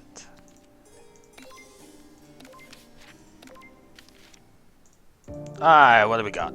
Well, you're not getting Rose Hell. Let me think. A couple of cool cards here. I really like the perspective artwork for this one. At the end of the player's turn, add a Eureka to the draw pile. It does only cost 1 if you upgrade it. So, like, that's pretty good. It would actually let us start getting more of these available, which is cool. And then Hartman's Yokai Girl automatically plays the top card of your deck at the start of the turn. I believe this is after you draw, and it just does the thing automatically. I don't believe... I think I've tested this briefly. You do not actually suffer for, like, Remelia's, like, thing for doing follow-up stuff. So, they don't count as cards being played towards Remelia's limit. So I guess functionally this would let me just play 6 cards instead of 5 against her. It's just you don't get to choose what the other one is. You know, it's not bad. And then there's the old one is Faith in Nature God. You didn't tend to see this too often because it just wasn't available, right? Because Green-Black was very... At least when the game first came out, Green-Black was, like, impossible to get into because you had to, like... Nobody had the stuff for it, right? It was like Green Marissa, which did basically nothing, right? And then Cirno was the other one that could have gotten this, but still wasn't very powerful for that. So, you know. But it is actually quite a reasonable card, it's just... You couldn't play it before, but Koishi can, and it's pretty good. I'm going to... You know what? I'm going to pay for it. I want to use the new stuff, and I kind of like... I mean, I like the idea of this one.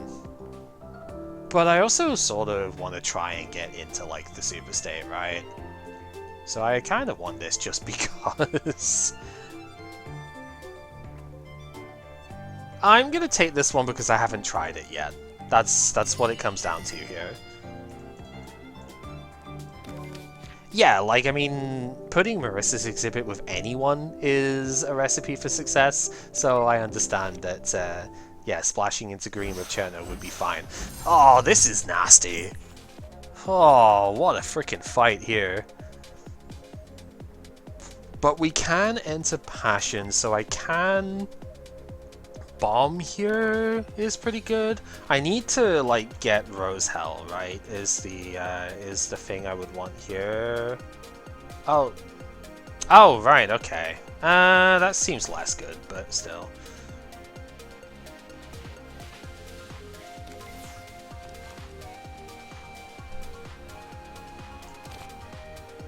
Alright, what can we do? We gotta put one back, obviously. This seems like a defense turn, to be completely honest with you. I don't really have a ton that I can do here. So I think we're just gonna upgrade that, shove it back on top of the deck, and then go here, and kind of just wall up for this turn. It's not pretty because they are going to get a firepower increase because of you, but I am not risking anything with that there. New animations for her as well, obviously, so... And this seems a decent bit better. Okay, first off, the tarot card. We get to draw 3 pretty easily here. And I think the Passion is just what we need, so that'll be that. We can go Clean Energy to draw. Upgrade the Eureka means I get more mana, which is obviously good. And then we want to go here, here, Sleepless Night to enter Passion, and fire every single one of these that we possibly can into this to go kill everyone. Oh, you won't be alive long enough to mourn the loss of your little robot. Rose Hell is busted if you get the right setup for it, obviously. Oh, here's a good one for me. I like this a lot. Claustrophobia is a pretty strong block. Like, it's average on numbers, 12 block when for 2 mana, 16 when upgraded. But if it's played at the end of your hand, like edges of your hand, then yeah, it's like very, very powerful because you gain extra barrier as well. Think of this like Outcast in Hearthstone. That's exactly the same thing. So it's a Demon Hunter card at heart, right? Obviously, Serene Memories could be really good here as well.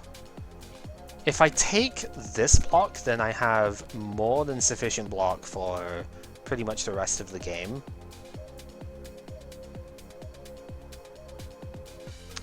If anything, I might have like too much block at that point. But I still think that could be the play.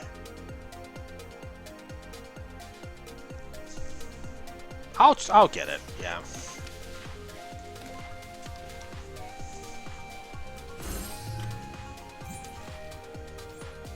So immediately we have access to it, which is good. Let's get rid of those two. I think I'm okay with taking it because of Blink Dagger, letting me shape the rest of my hand a bit more. I think I'm okay having a card like, you know, a bit more blocking. Okay, so from here...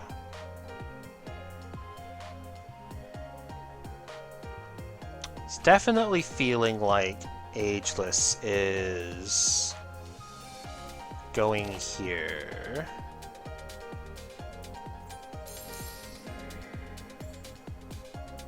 And then we want...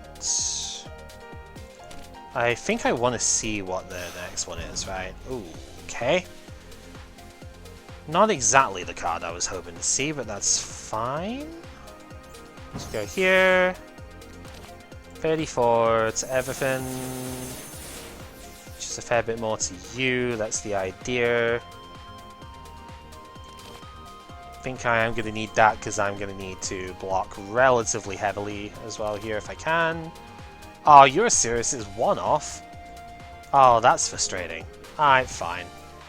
Fine. That's so annoying. one off the lethal hit, huh? Doesn't help that they were all attacking turn 1, but hey, it is what it is.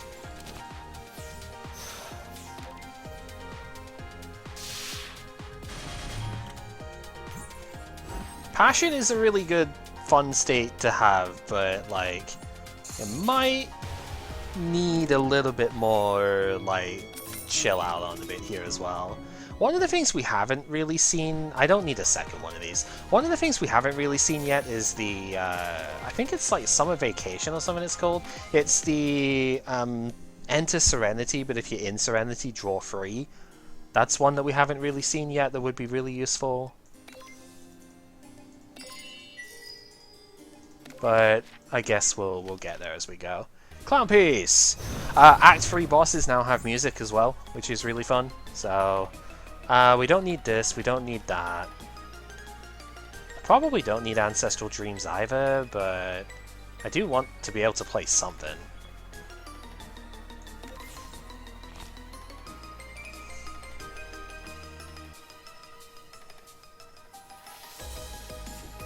Yeah, so it's quite a fun song as well, actually.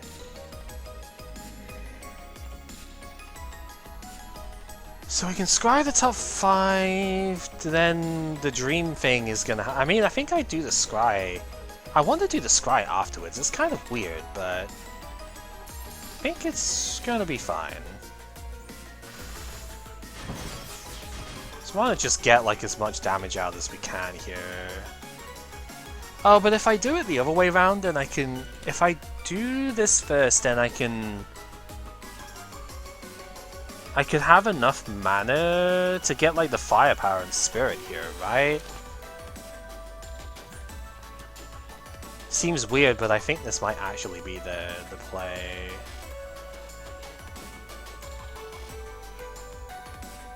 How many of these do I want Dream to be on? Do I want any?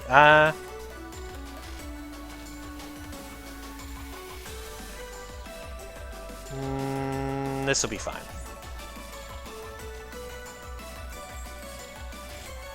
So we would do that. This should get the firepower and stuff, right? Yep. And then here gets rid of all of that, which is fine. None of those were attacks, so I think we're okay with that. And there we go.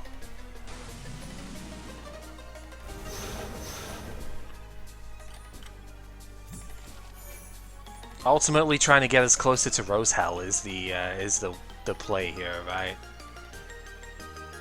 Okay, transference. It's a lot of damage. This one to do that. And here. Because all we need to do is kill her. We don't need to worry about anybody else, right? So. Unfortunately, that is as far as we go in terms of damage this turn, but it's okay because we got a lot there. Dream 5 gets rid of all of those as well. I mean, I guess that means we could have Rose Hell next turn. But I'm thinking, do I need... We guarantee Rose Hell if I just don't do this, right? Is this enough block? Probably not. These fairies do a lot of damage. 18 plus 28. Yeah, it's not enough. Alright, fine. We'll guarantee it with this regardless, so...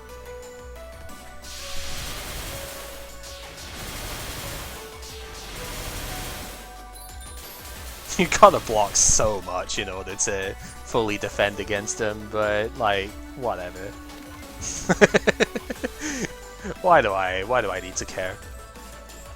Just do that, and that for good measure, because I can, and all shall perish.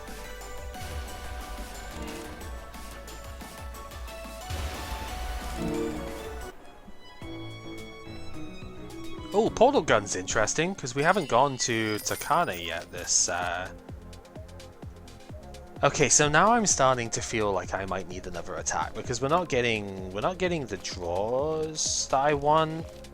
I'm still going to skip for now, although this is not a bad one to have, but I'm going to skip because I don't think it's impactful enough for what I want to do. Oh, the pagoda though. It's a really, really late pagoda. This is as late as it could possibly get. But it is also the pagoda, and that is so difficult to turn down. I would have to spend all of my remaining upgrades on it though. But this just doesn't really do anything, is the thing. The Dango also is really bad here. Like, neither of these are particularly great.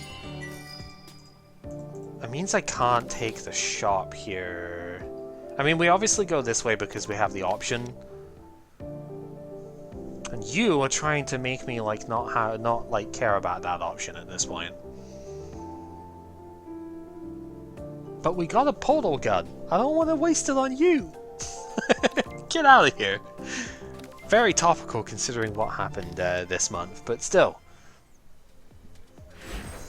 Even if I can't use it until next stage, I don't want to waste it there. There's a decent amount of damage coming out turn 1, so like this is probably okay to keep.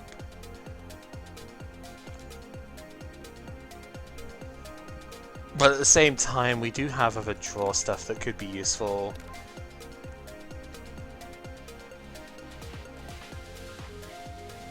Let's try this. Okay, Ageless is decent. So we can draw whatever is on top, so that's where I'm kind of going. Ooh. Combination is pretty good because we have that as well. Ooh, oh! I'm tempted. I'm really tempted. I think we can do this and be fine.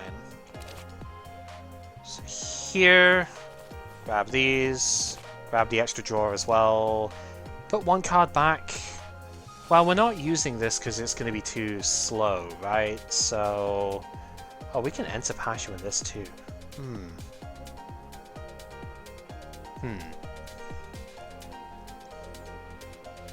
Yeah, this is going to be too slow for this fight.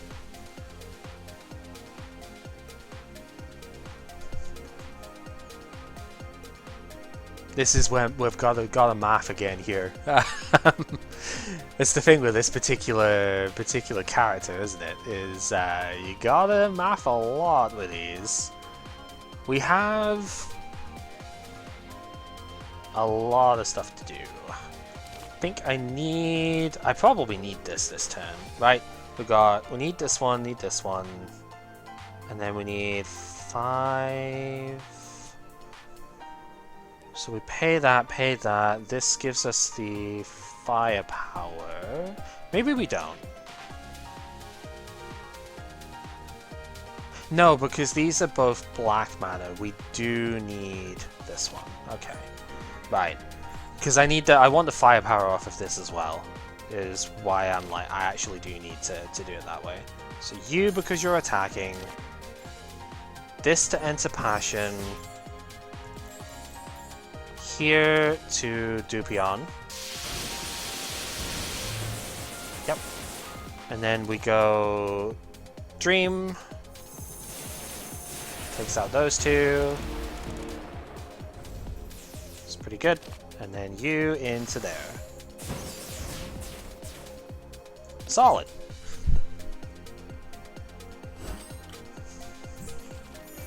Ribbit.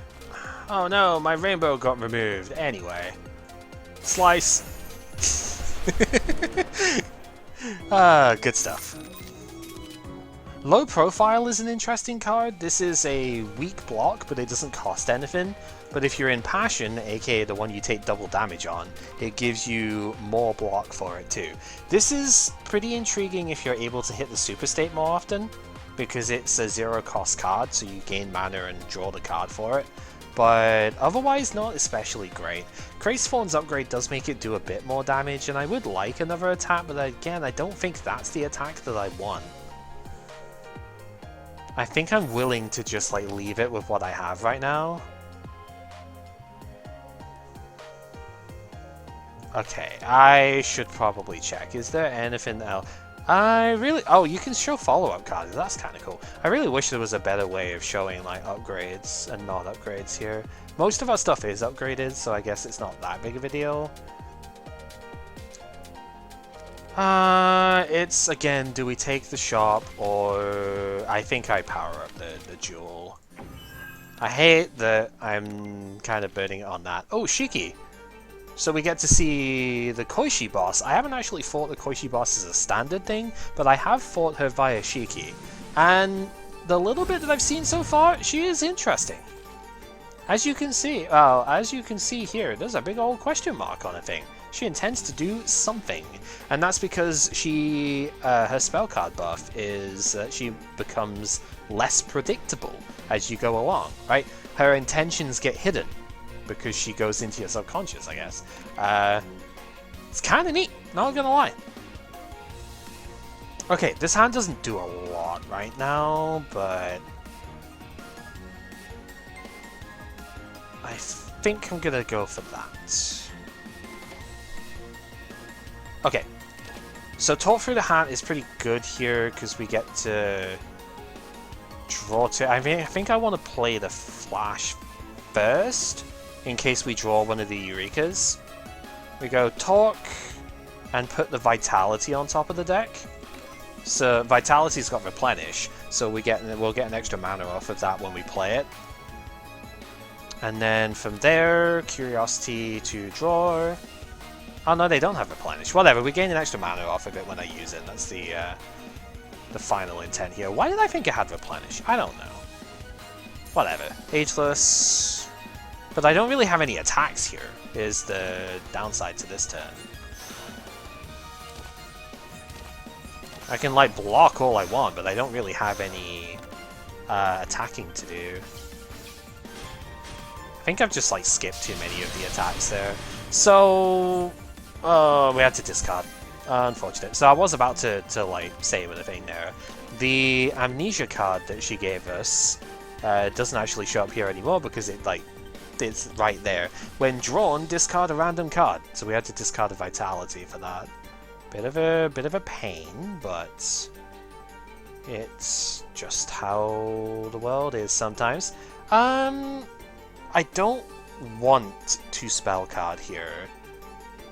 I would love to, but I don't want to spell card because I want to save them from Amelia, but I'm also well aware that I am not doing enough attacks here for what I should be. But I think this is still the play. It's just a Rose Hell here, like this. And then we'll go gain the 20. We're taking a reasonable bit of damage here. There's nothing I can really do about that anyway, so...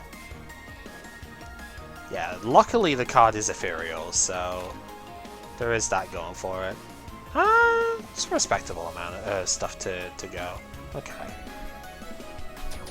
So she gets Graze. A little bit of performance awkwardness because I think that's fine. So we're at what, 2 inspiration? Again, just not really getting anything here. I mean, this is fine. We'll finally get to show the Super State. Not really being able to like live anything here. She only has 1 Graze, but that's fine. I don't want to worry about that. No, I'm still gonna not. It does suck because we're getting weakened here as well, and we are taking a fair bit more damage than I'd like. So, here is the Fugu state. So whilst we're in this, we gain a rainbow and draw a card every time we play a card. At the end of the turn, or when 5 cards are played, we exit this state. So for the next 5 cards that we play, we gain more mana and draw cards for doing so, which is obviously very cool. However, it is a mental state that you can override with one of the other states here, so you do have to be careful about that. But it means that we can do some pretty funky doodle stuff like this, gain a mana, draw a card, and like this can be a vehicle for infinites if you are if you built the deck for that type of thing. Which is not exactly what I have here, but you know, it's very possible.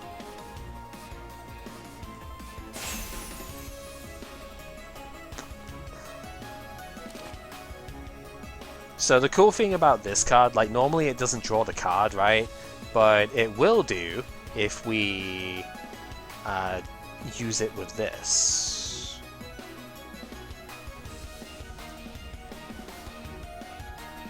So I think I really want to get to Rose Hell, right? So we do this. So it upgraded the Eureka, we got the extra thing off of it. And now we could just play, I think we'll play it after, but we could just play the Curiosity here to draw and then exit this mental state. But we're going to exit it anyway after we play one more card, so that's the better way to do it. And we get to Passion is pretty good. So the reason why DNA's Floor is kind of nice alongside it is that this gives you 2 extra cards to play in the Super State, right? Which means you not only do a little bit of, tiny bit of damage, but you gain a couple of extra mana, draw cards as well. It all sort of works out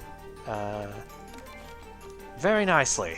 We have 2 Eurekas and Rose Hell available. We can also gain with that is pretty good. Let's enter Passion State here.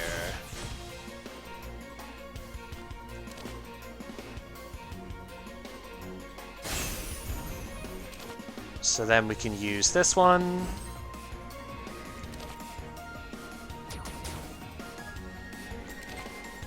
Go there. One more attack before we get firepower. I'm like massively, I would say massively overthinking it. I'm just like taking my time hitting the numbers for it, right? Is how this is going right now.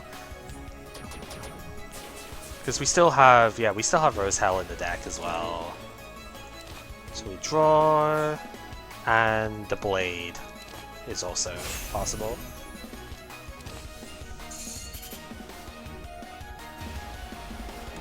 Almost toying with stuff there. You're a little bit late, buddy.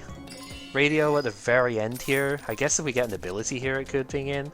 Air Kiss is a follow-up card. Violin Solo, like finally getting, although it's a bit of an annoying one, but finally getting a card draw. I would have liked Devil's Codex a little bit more, but that's still fine. 61 health for dealing with Vermilia. That's fine, I think we can take that. So Vermilia obviously has a fair bit of counterplay on me here because we're only allowed to play 5 cards per turn. So it's a little more annoying to get through what she does. Which, yeah, is a potential problem with the strategy here. I think, as much as I would love to enter Passion first, the amount of damage is far too high, so I don't think we're doing that this turn.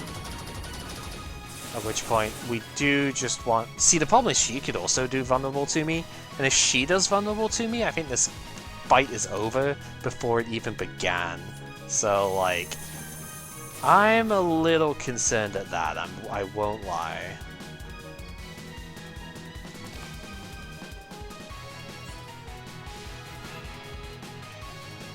3 cards left.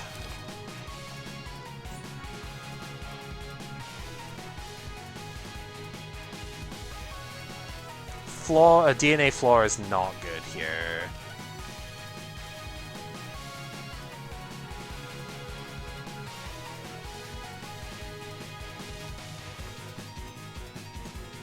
I definitely need to keep this around.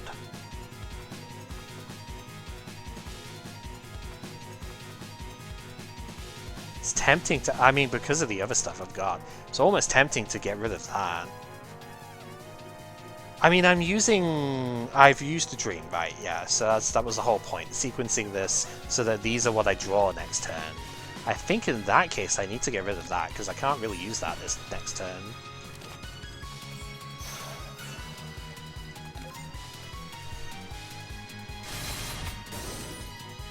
It's frail. That's not amazing, but it might still be okay.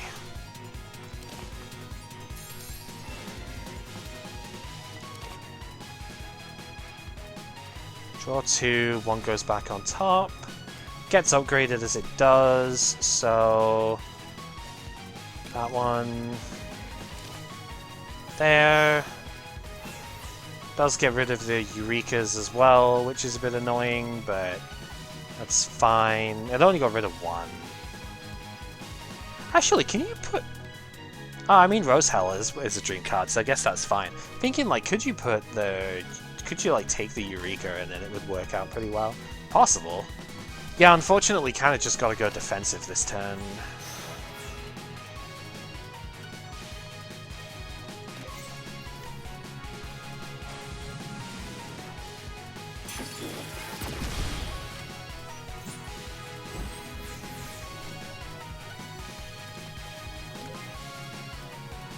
This has gotta be the Rose Hell turn, right?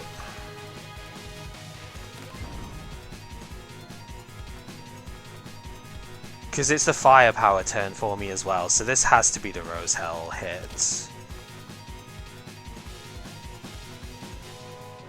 So we want to do that. 2, 3, 4, 5. Okay. That's... I know we're not in Passion, but like that's the closest we're gonna get here. 3. It's pretty good. Because this forces it to Scarlet Devil too, which is beneficial for me. Oh, but if I do this one, I can't do this one as well. So it's probably better actually to do this. Because it's more damage overall.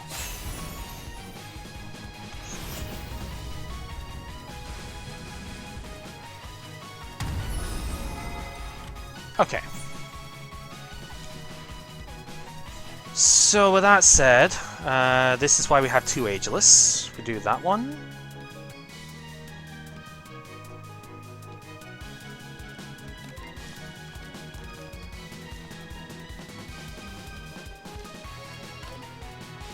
How much defense do we have in deck? Quite a bit actually. We got all the big ones.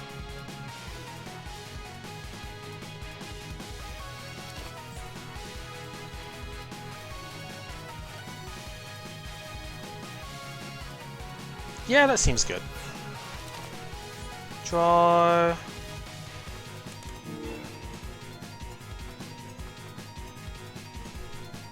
And then I think it's just do that one. We got 1 card left, so we just play this to enter Serenity. So we full block here as well. Which is useful.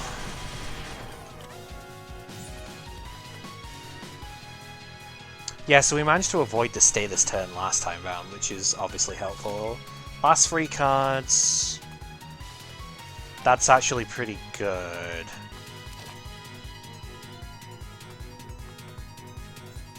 Let's draw those. 2.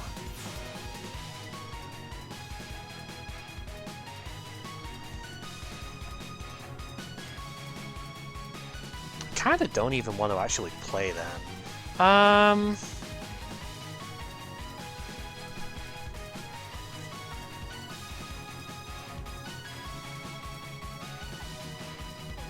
I mean, I'm taking a lot here. I do just need to get... How much damage do I need to get in? She's got one more turn of vulnerable. If I manage to get Passion next turn... Do we have a Passion trigger off of the Dream cards, actually? Yes. So... I think then, if I play the defensive route here... Just minimize how much she recovers? I need to get rid of some of the grays as well, so... So yeah, she heals a little bit, but from here... We now take... this one. Oh, beautiful. Okay, yeah, this is completely fine then.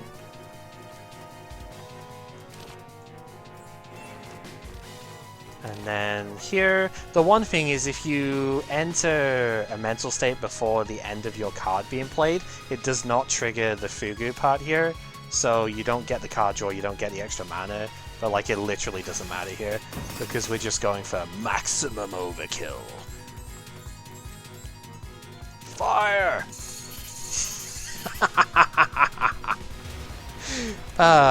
That's fun.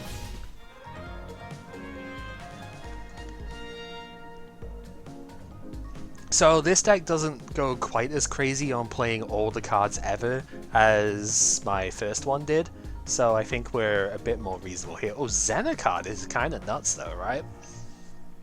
For what we want here.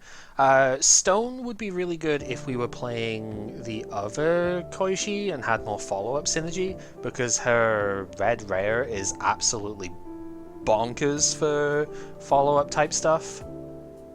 It's probably still good here though, because like every attack we play we would gain, yeah, but like we have to pull it, so I don't think I really want to trust trying to pull that. But like Xena is nutters. This is a really powerful thing to have access to. I mean, one of the problems potentially is card draw at the moment, right? So we will even out our mana. We will take the card draw. Dude, just give me another shot at this, huh? I actually think I'm tempted to take it. We don't really have the follow-up stuff, though. But I am tempted because of the potential of her, like... It's the AoE, right? I'm tempted because of the potential to summon. Getting Hartman's is also kind of cool, though. I guess Manipulation of Fate is like interesting, but I never quite have the read on exactly how good it's gonna be. Like, how does it treat this as far as stuff goes there? Is it just like 2 mana? I guess it would ignore the synergy part. So I have enough stuff of different costs for it to take, but most of it's relatively low cost though. So like... It's pretty good with the Fugu state though, huh? I think I like this one. I really do. I think I'm gonna take that. Why not? Because it's fun. So I feel like taking it. Embers of Love. Whoa. Yeah, this is a cool one. If I remember what I read right. Perform a follow-up attack at the end of Koishi's turn. If a follow-up attack was performed, gain 3 firepower. It only gets to do it the first time, but then it's just kind of thingy. Like I said, DNA transcript is possible. This is one I've not seen for myself yet. This one's already been nerfed, I think, because I believe it was 20 to begin with. So for 2 mana, gain what used to be 20, but 18 barrier at the moment, and then you can't see what the opponent's going to do next turn. Very, very high amount of defense, obviously, and that's really cool for being able to, like, you know, block on low-cost stuff. And if you use it at the right sort of times, you know what the opponent's going to do next turn anyway. So that usually isn't that much of a downside. Also, upgrading it doesn't actually do that much to it. It is still important, but it's a card that you can take and don't have to upgrade, which is obviously good in its own right. The water gun's actually kind of cool here because Passion makes it do like 60 base, which is pretty gross. This is also somewhat tempting, even though I believe this got nerfed. It's still tempting because of the mana gain. I think it got nerfed to like not reduce its cost on upgrade or something.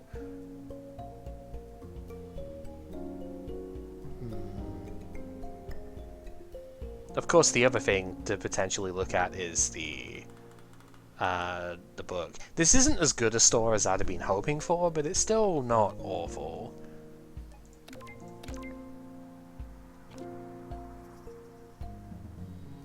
I think it's this and this that I think I want to upgrade. So we will do that.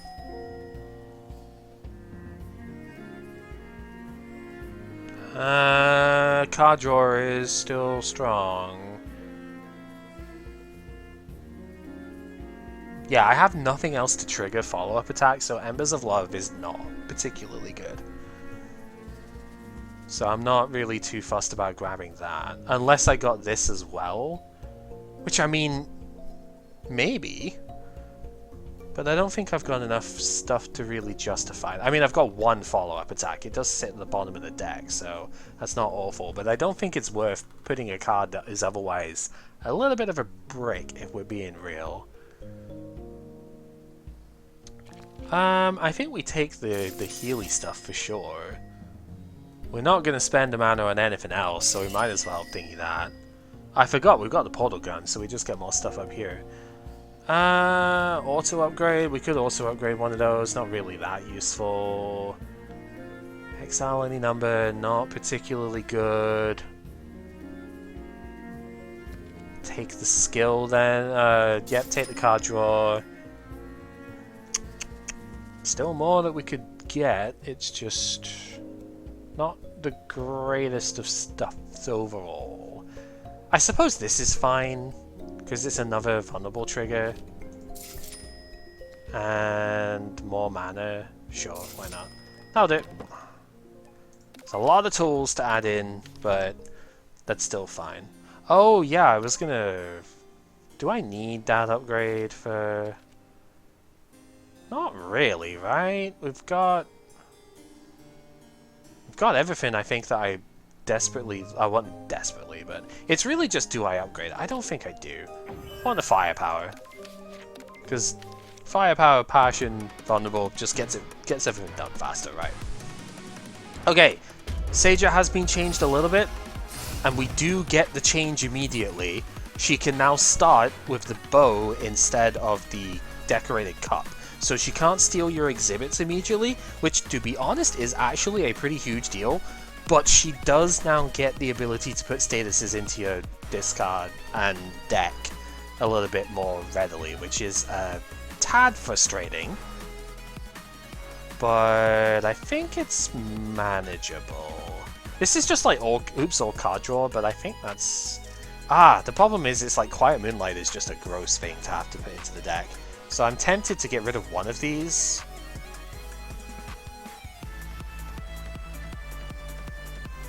I'm going to keep them now, I think. Right, so... Yeah, it now puts one of them into the draw pile and the other one into the discard. So it used to put them both into the draw pile, and that was very nasty. Now it's just like mostly nasty. Which maybe is a good thing, maybe is not. I don't know. Depends how you want to consider it. Oh, we do get Rose Hell on turn 1.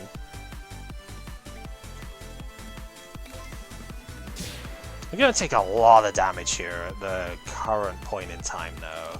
Not sure how I feel about this.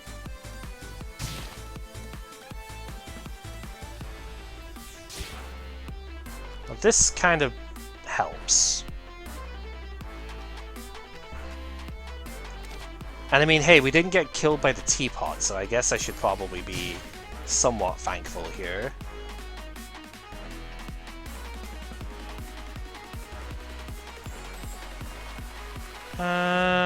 Yeah, I think I do want a bomb as well, actually.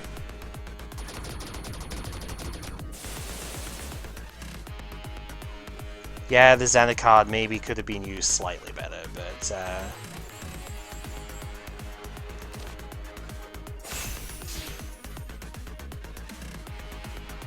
we have 2.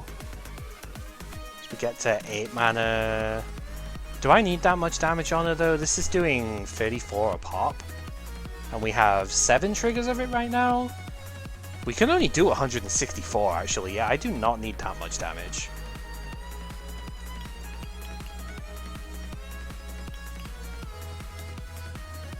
So 4 triggers is practically there.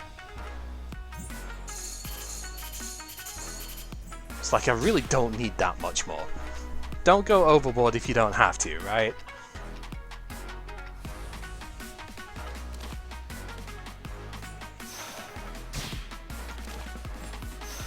So we basically get full block, which is good. And fire away.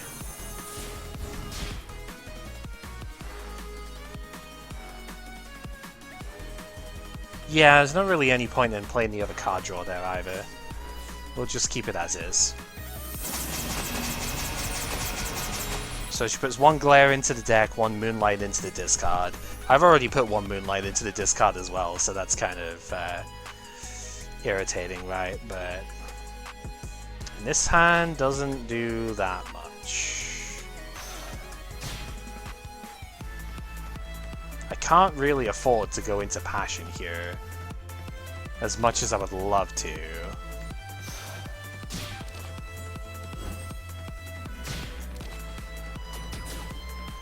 So it's going to be a slow and painful turn.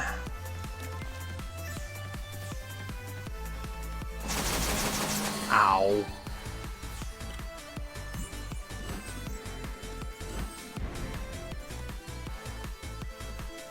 Okay. So we know the card order as well at the moment. It's selfless into the thing. Right.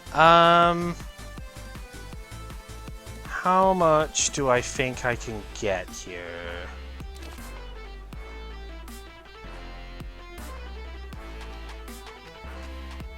I have clean energy too. I really need to just like actually block most of the stuff coming here as well. Hand is too full. That's fine.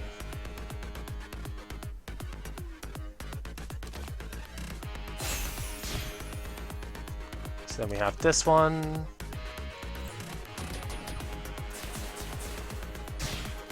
Oh, that's interesting. The Eureka went to the bottom of the deck. I guess it randomizes where it gets added to. That's fine. That's fair enough. That one. I need to defend again. I wanted to play this on instinct though.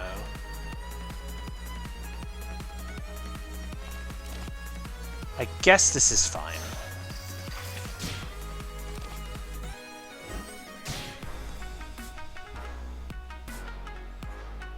It's like if I want to play it on instinct, I kind of have to burn this too. I suppose that's just not really happening.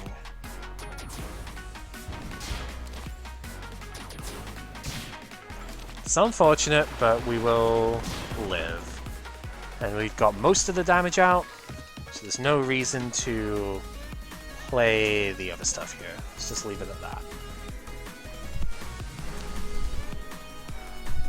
So her second thing is the cup, so we will lose access to... It's mostly this that's a thing, unfortunately. Oh, 3 passion immediately, huh? Oh, but that just kills me. Unless Senna does something good for me. Okay, this is not completely unsalvageable yet, but that is obviously not what I wanted. Thank you. It's the problem with automatically playing the cards, right? Is that sometimes it just does not agree with what you were aiming to do.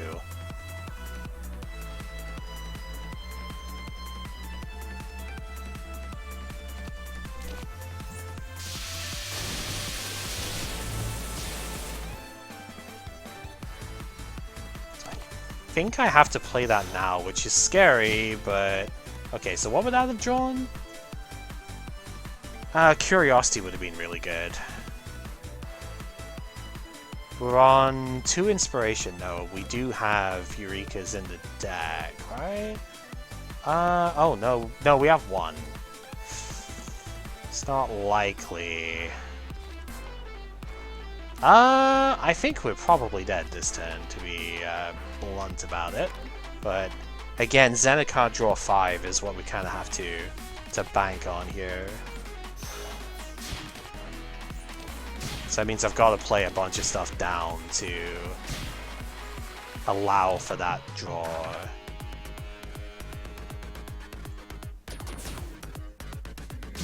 Oh, I should probably do this one as well then.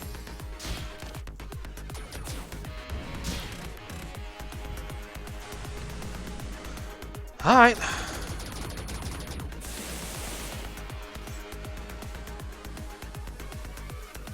Yep, we are dead. And there is nothing to get around it. Hartman's was funny, but ultimately messed me up because I do not have the capability to defend myself. Unfortunate. There's no card draw here, so there's literally no way now that I can get to it, so yeah, we're just dead. That happens sometimes. Passion is a blessing and a curse.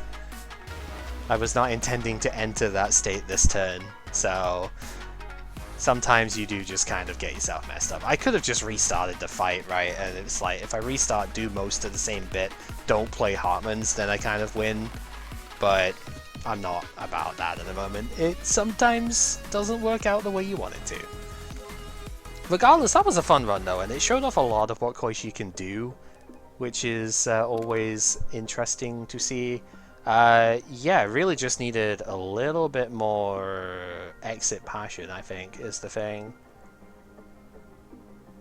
Hartman's possibly does need a little bit of tweaking, because it's...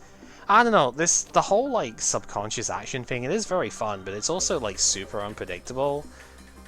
And it doesn't really work that well with the state of this particular color of Koishi. It probably works a little bit better with the follow-up attack type stuff.